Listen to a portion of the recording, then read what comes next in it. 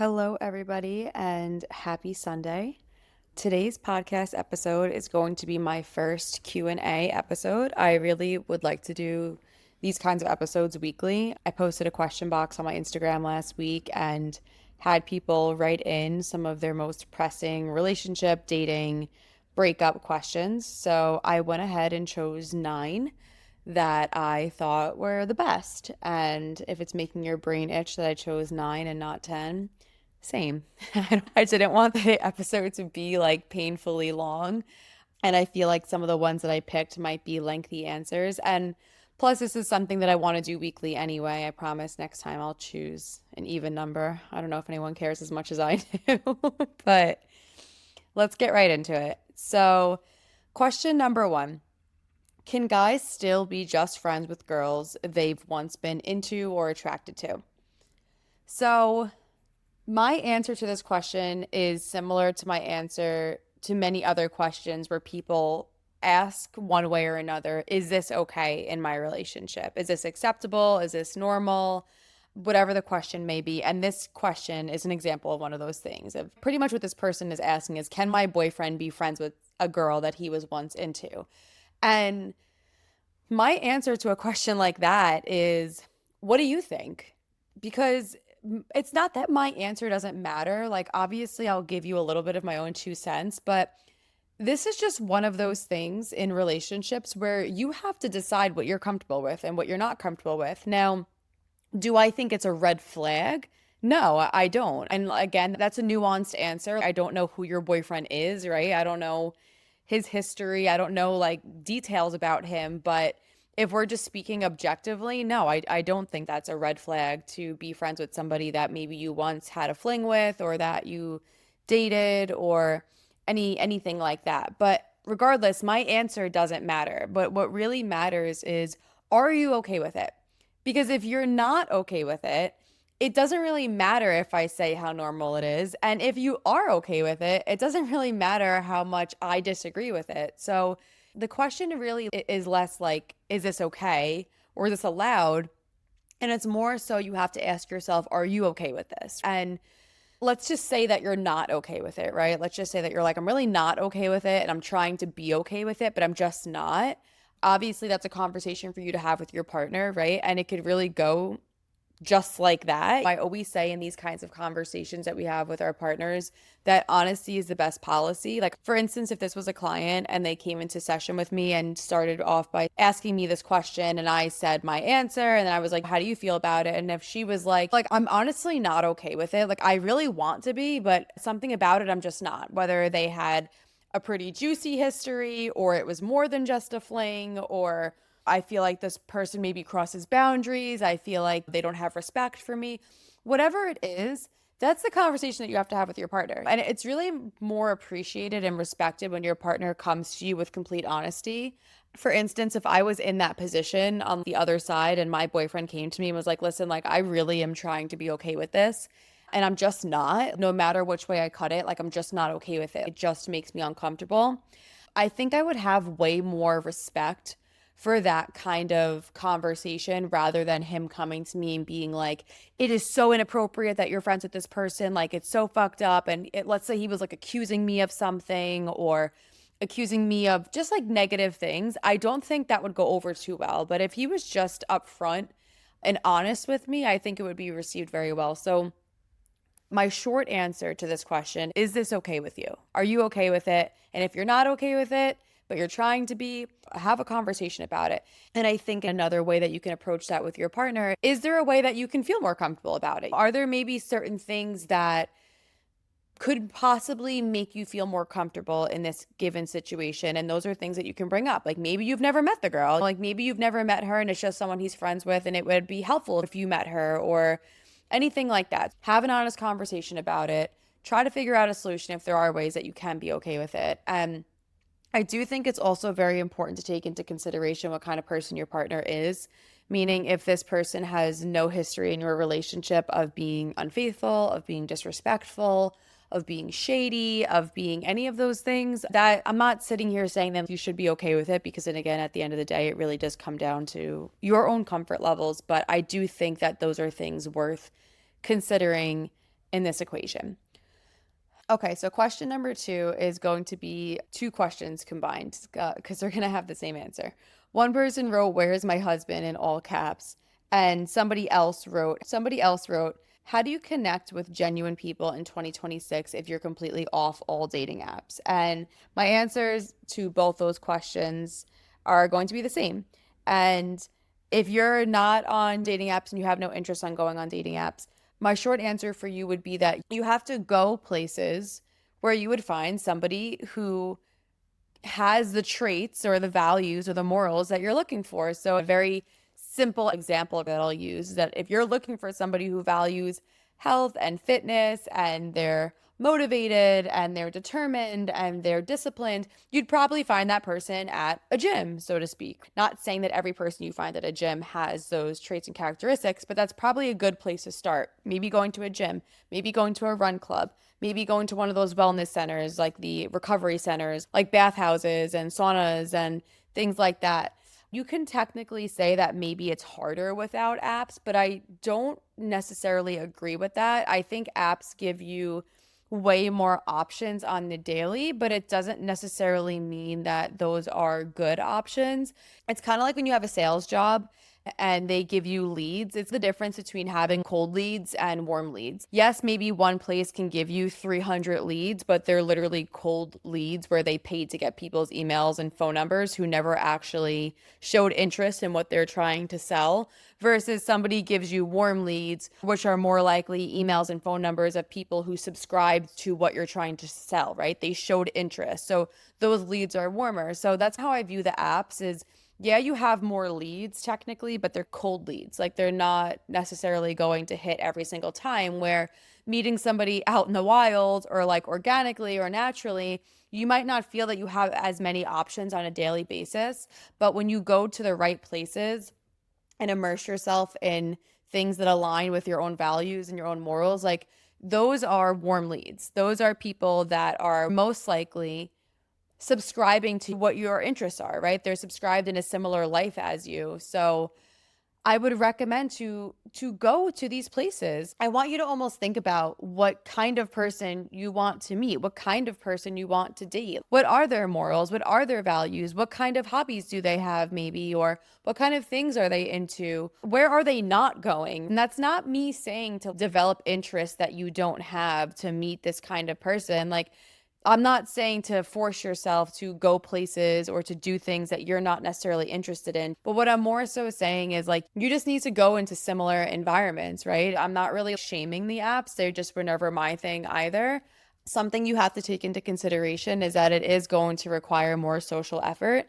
Apps are very easy. It's so easy to swipe. It's so easy to just talk via text to somebody and say things that maybe you wouldn't say in person, or show confidence that maybe you don't actually have, and vice versa. Somebody might show up a certain way on an app that they really just not are like that in real life. So if you are going to choose to meet somebody organically, which I think is beautiful and amazing and extremely 100% possible, you do need to be willing to break through some social anxiety almost, or social discomfort.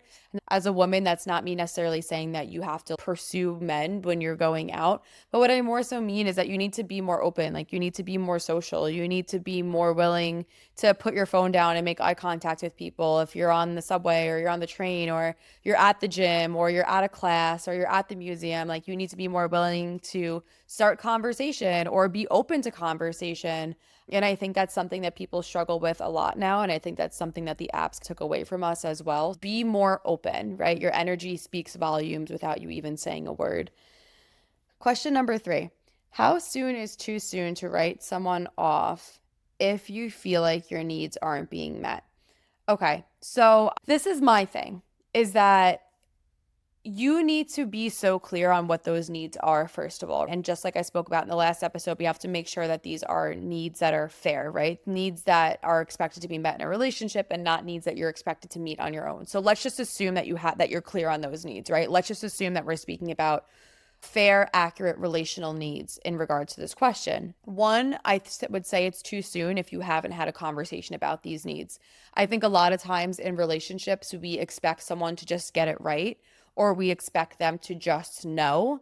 And that's really not the case. Like, it's really not. You have to understand that the person you're dating is a person just like you, and they're just as new to this relationship as you are. And they only know what you tell them. So you might think that like they know you so well and you guys are so connected and so close, but you're not getting your needs met. They need to know what those things are. Like, you need to read the directions. Like, they need to be given direction. So one, I would say it's too soon if you haven't had those conversations yet about not only what your needs are, because it's not necessarily a demanding conversation, but my second answer to this question is figuring out what their needs are as well. Make sure before you say, is it too soon for me to leave if my needs aren't being met? Make sure that you're able to also say in the same breath that you know what their needs are and that you're meeting them. Because I will be honest with you, a lot of times when I have this conversation with clients and I ask them what their partner's needs are, they really don't know. Like, they're stumped when I ask them the question. Like, they might give a guess of an answer, but they're not really positive. And this is not me saying that anyone's like intentionally being selfish, but we tend to really only think about our needs. And it is natural to be like, okay, like I need this from this person. I want to feel this way in this relationship. I'm not feeling this way. Should I stay? It's very natural to just consider ourselves, but you do have to consider the other person, because I always say to couples that the best way to get your needs met in a relationship is to worry about what your partner's needs are and meet their needs, right? Because if you're only worried about getting your needs met and your partner's only worried about getting their needs met, no one's getting their needs met. But if you're worried about meeting your partner's needs and your partner's worried about meeting your needs, everyone gets their needs met, right? Assuming that we're compatible and things are going well. It's definitely too soon if you haven't had the conversation, and it's definitely too soon if you don't even know what their needs are. With all of that being said, if you've had the conversation and this is turning into beating a dead horse and things are just not landing, your needs really are not getting met, then do as you wish or move as you wish at that point, and you're free to exit the relationship. But one more thing I want to say to that question is that I really think you should go listen to the last episode, because I really think it's very important that you get so clear on what those needs are and make sure that they're fair and rational, because a lot of times what happens in a relationship as well, and listen, it's not always enough, but your partner is actually doing so many other things for you and showing you in so many other ways how much they love you and appreciate you. And maybe it's not the same language that you speak. It's not necessarily always a reason to leave a relationship when maybe they're showing you love in ways that you're not familiar with. But it's not always a dead end, is what I should say. There's still ways to appreciate your partner's efforts and love, even if it's not your first language. So I think it's very important before you make any kind of decision that you're very clear on what your needs are. You're very clear that those are some fair, rational needs in a relationship. Okay, question number 4. Is it harsh to set firm boundaries, give less grace based on previous experiences? I'm assuming that this person is referring to having firm boundaries slash less grace in a current situation based off of a previous situation. So not with the same person. So is it harsh? It's not that it's harsh, right? Like it's totally normal after a previous situation that, let's just say, was, for argument's sake, let's just say was painful or heartbreaking or left you a little more roughed up than it found you. No, it's normal to move forward with a little bit more discernment, right? But you should never crucify somebody for someone else's sins, right? That's not fair. That is too harsh. Let's say that you were with someone previously who acted a certain way and did certain things, and it jaded you in a certain way, and it caused you to move forward in future relationships with firmer boundaries and a little less grace. Totally understandable to want to protect yourself, but you should never be punishing someone for someone else's crimes. It's not fair. And yes, to answer that part of the question, it is too harsh. So why this happens a lot is because we have a part of ourselves. We all have hundreds, if not thousands, of parts of ourselves. And one of the parts of ourselves that we have is called our protectors. We form protectors after typically traumatizing or painful situations that have happened in our lives, and a little bit more emphasis on situations that happened that maybe felt out of left field or we felt unprepared for. What happens after situations like that is a new part of ourself forms who says something like, I'm never going to let that happen to you ever again. So I'm going to make sure moving forward that I move differently than I did previously because maybe I wasn't hyper vigilant enough, or maybe I wasn't paying enough attention, or maybe I let shit slide that I shouldn't have let slide. Yes, we can, of course, take certain parts with a grain of salt that might be accurate moving forward, right? That might be new boundaries of yours. But sometimes what happens with these protectors is they really only care about protecting you. They don't care about connection. And what happens sometimes is their overprotection can block connection because they're only really concerned about you never getting hurt again. They're not really concerned with you feeling loved and happy and fulfilled. Those are other parts of you. These parts are strictly concerned about keeping you safe. So sometimes when we come into new relationships, our protectors are working 24 hours, 7 days a week, around the clock, and they're doing their best to ensure that what happened to you previously never happens again. But the problem with them can be is that they're not always the smartest, these protectors, and they can almost misread a new situation from a previous situation where maybe this person is very kind, right? They're very nice, they're very respectful, they're very all these great things. And maybe this protector part of you says, so was the last guy at first. So was the last guy, and you fell for that, and look what happened. So we're not going to fall for that again. We're not going to be open and receptive to this person's kindness and respect and whatnot. We have way more strict rules this time around because we cannot let what happened to you ever happen again. So it can make things cloudy. We can start to become more hypervigilant. We can start to become more jaded, a little bit more cold, even a little bit more avoidant. Maybe we were never avoidant before in our lives, and now suddenly we are. My answer to that question is yes, it is harsh. So it's not, we have to try so hard to never ever get hurt ever again. That's not life. It's very possible that we can get hurt again. That's a risk we take when we fall in love, when we get into relationships. And that's the switch, right? The switch is not let's avoid life and let's be super hyper vigilant and let's have these super, super strict rules so that never happens again, because that's honestly not how it works. You can have the strictest rules in the book. You can be super hyper vigilant. That does not make you unable to get your heart broken or feel pain or feel disappointment. What you really should work on here more is learning how to trust yourself more and your own resiliency and your own ability to be okay, even when things feel not okay. Okay, next question. How to move on even though you want them back? So the thing with this question is that you're asking a question and phrasing it as, how do I move on even though I want them back, right? Though that wording, the way that it's phrased sounds like it's impossible to move on because I want them back. And really the approach here is seeing those two things as separate, moving on and wanting them back. They're not tied together. They're not dependent on one another. The other one is not contingent on the other. So the reframe here is choosing to move on even though you want them back. So it's not how to move on even though you want them back. It's choosing to move on even though that you do, because that's a very natural thing to feel after a relationship ends. It's very natural, especially depending on the ending, knowing that you need to move on, and whether it's because the relationship just wasn't right or whether it's because the other person has moved on already and you guys won't be getting back together. It's not something that's going to be rekindling. The reframe here is, how do I move on, right? So what are those steps to moving on with my life? Putting to the side for a second, wanting them back. And it's taking those steps forward of moving on even though you want them back. They can exist at the same time is what I'm trying to say. It's not that you can't move on when you want somebody back.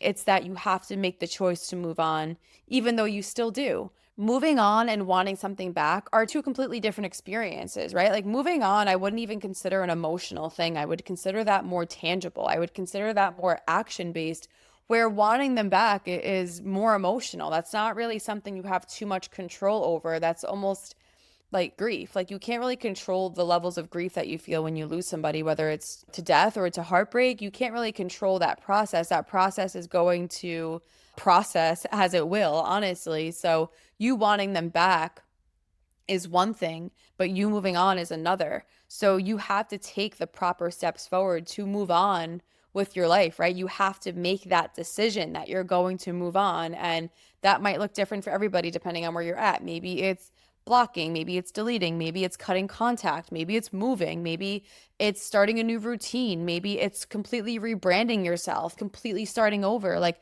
you will probably be more familiar with what moving on really means to you because it's probably the thing that you're stuck on right now, or the thing that you're unable to do, or that you're scared to do is probably the thing that you really do need to do in order to move on.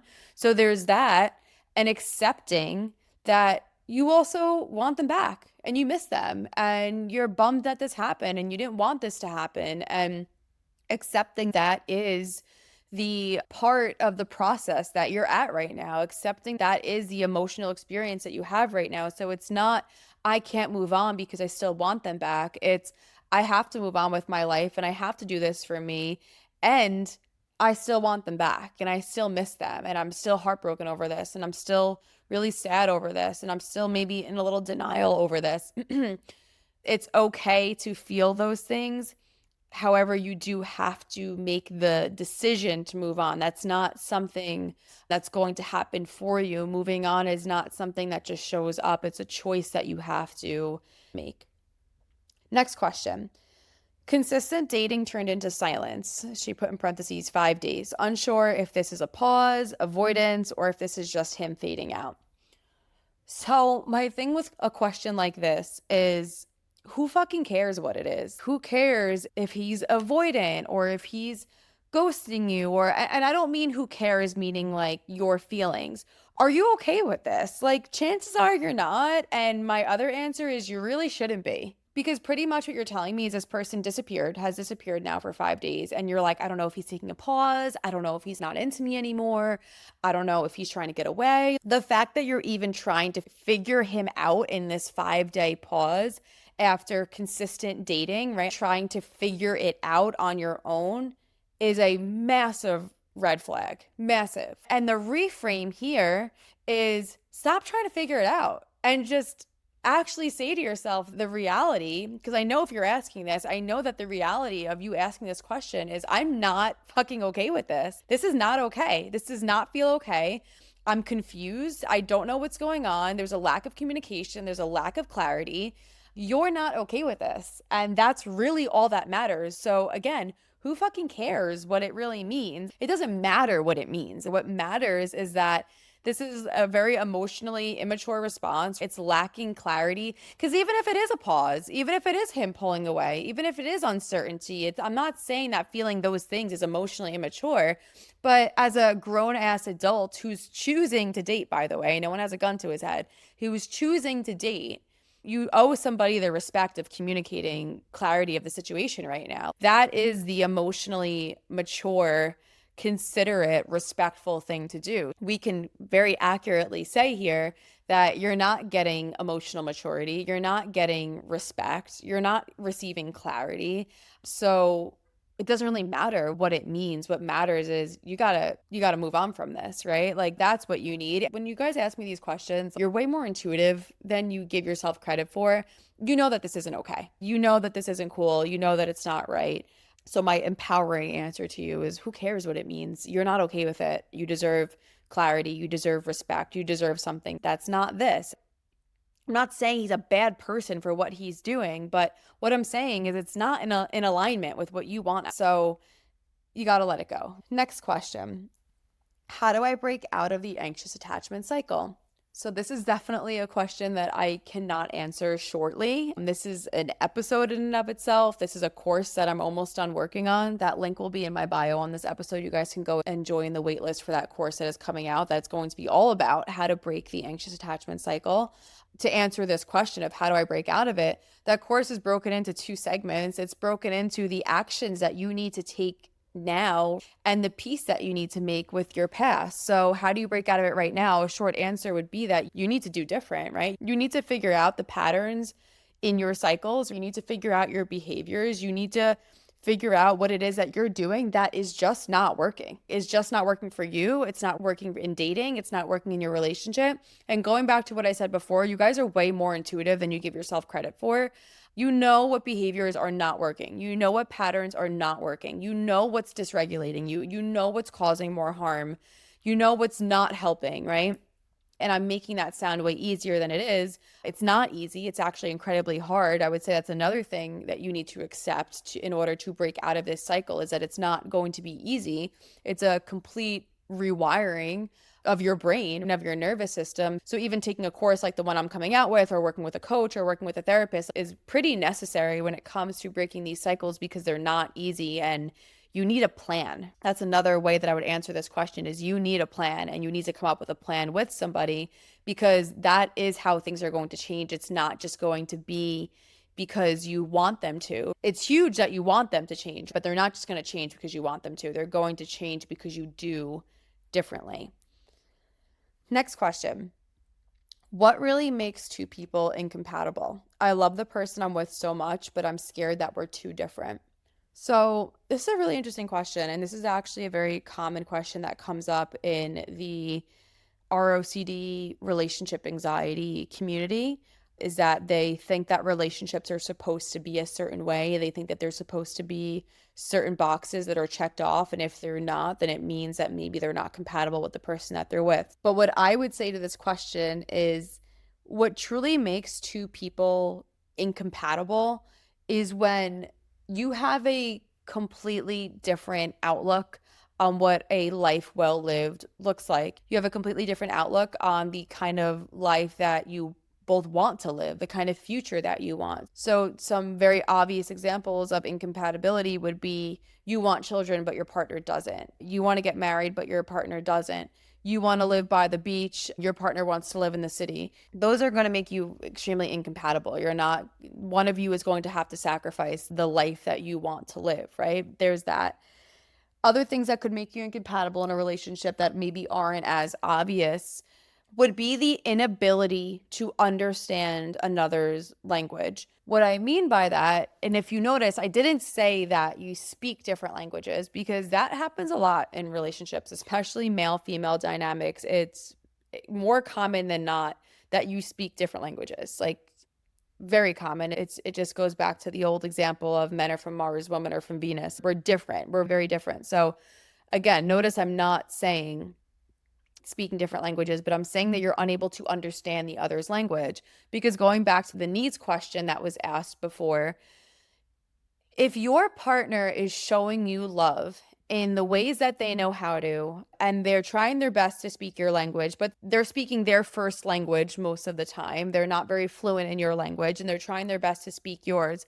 But if you are unable to see and appreciate the language that they are speaking, it's probably never going to work because what will end up happening there is that one or both people will end up feeling very unappreciated, very unseen. One person will typically feel too much, the other person will typically feel like they're not enough. And I don't necessarily think that this is something that is beyond your will. Like, I do think that this is something that's a choice. I also do think that it requires a lot of emotional maturity to be able to accept what somebody is giving, even though it might not always be what you want.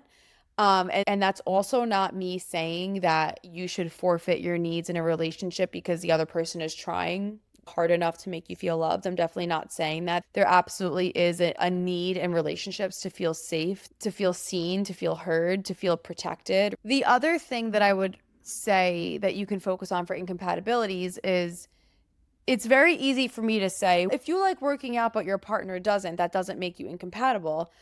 Not necessarily, because you also have to figure out where these things lie on your values list, right? For somebody who just likes going for morning walks and they like making sure that working out is somewhere on their schedule throughout the week, but they wouldn't even consider it high up on their value system, being with somebody who exercises might not be that important to them. It might not make them incompatible. But if you're somebody who exercise is a non-negotiable part of your everyday life and it's something that you highly prioritize and you highly value and it's a big part of who you are, then you could be incompatible with somebody who doesn't care about those things as much as you do. Like, it really comes down to your values, what you both think makes a good relationship good. That's also very important. I think that being compatible with somebody has a lot to do with morals and values. I think that this is a big reason that people with even very opposing religious beliefs, it's very hard for them to be together. It's very hard for those relationships to work because people who have very strong religious beliefs, it's very high up in their value system. It has a lot to do with their morals. So if they're dating or married to somebody who does not share those same values and those same morals, it's going to be very difficult to feel aligned in that relationship. And going back to what I mentioned before about needing to have similar views on what makes a good relationship good, some people like having relationships where they share a lot of their lives together. They share a lot of their experiences together. They do a lot of life together, where there's other people that are completely fine with having separate lives and having separate hobbies and separate friend groups and separate interests. So, really, the two most important factors, do you have similar or the same views on what makes a life well lived and what makes a good relationship? All right, last question. This is a juicy one. This is a pretty common one too. Once a cheater, always a cheater? Question mark. This is how I feel about this. I have a very strong take on this. Yes and no. I'm going to tell you why I say no first.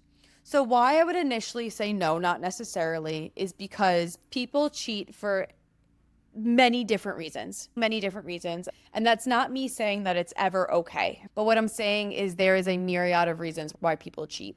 So, why I would say no, not necessarily, is because one, this just comes down to my belief system that I believe that everyone in this world can change. I believe that everyone is capable of it. I believe that people make mistakes, grave mistakes. I believe that people act out of character when they're dysregulated. I believe that people act out of character when they're in relationships of serious misalignment, when they're out of alignment with themselves. And going back to my own belief system, is I would want to be granted the grace to change and do different if I ever made a grave mistake like that and I felt that it was not who I am. I feel that it was totally an out of character thing for me. I feel that it's something I'm ashamed of. I feel that it's something that I'm disgusted by, and that it was a very life altering moment for me. I would never just want that held over my head. I'd want to be given the grace to change and do different. We all make mistakes in life. We all have done things that we're ashamed of. We have all done things that we're not proud of. We have all said things that we're not proud of. I think that people deserve the chance to do better. And I think that people tend to do better when they're given that grace, right? So there's that. Now, why another part of me would say yes, once a cheater, always a cheater, is because my thing with cheating is this. The hardest part about cheating is not necessarily the act of doing it. That's not necessarily the hardest part. The hardest part about cheating is crossing that line within yourself morally. That is the hardest part. So once somebody is able to do that, they're able to cross that line with themselves. Once you cross that line, you've crossed it. Like, it's not that hard to cross it again now. And I know that I was just saying that people make mistakes that they're ashamed of, that they're disgusted by, and I do absolutely think that happens. But being able to cross that line, that's not me saying once a cheater, always a cheater, meaning that this person will always cheat. What I mean is they've already gotten the hardest part over with. They've crossed that line within themselves. And if they did it once, if they did it twice, if they did it 3 times, there's not much stopping them from doing it again. And yes, that is where things like shame and disgust and feelings like that for ourselves come in that do make us change, right? Like, I think shame is a very heavy emotion. I think it's a very negative feeling, but we do need to like bring shame back a little bit. There's such thing as a healthy amount of shame. Shame stops us from doing things like cheating, like things that are out of character, out of alignment with our morals and values. However, if somebody has continuously crossed that line, their word is not good enough as to why they'll never do it again. It's just not. They've gotten the hardest part over with. So if you are referring to somebody in this situation who is a serial cheater. They've cheated on many of their partners, but they seem to have a good reason, quote unquote, for why they always did. Maybe they cheated on you. Just keep in mind that they got the hardest part over with. That concludes today's episode. I really liked doing the Q&As. I would love to do more of them. If you guys want to ask me questions that you would like to be on the next Q&A episode, you can comment below on this episode and I will ask it in the next one. You can go to my Instagram where I will post weekly Q&A boxes where you can go and type your questions in there. My Instagram account is at authenticate, AUUTHENTIKATE. I also am going to leave links below in my description where you can book a one-on-one session with me. You can text me whenever you'd like if you need immediate advice about anything. And you can also go and join my waitlist for my insecure attachment course that is coming out soon. But it was nice hanging with you guys today. Hope everybody has a beautiful Sunday and we will talk soon.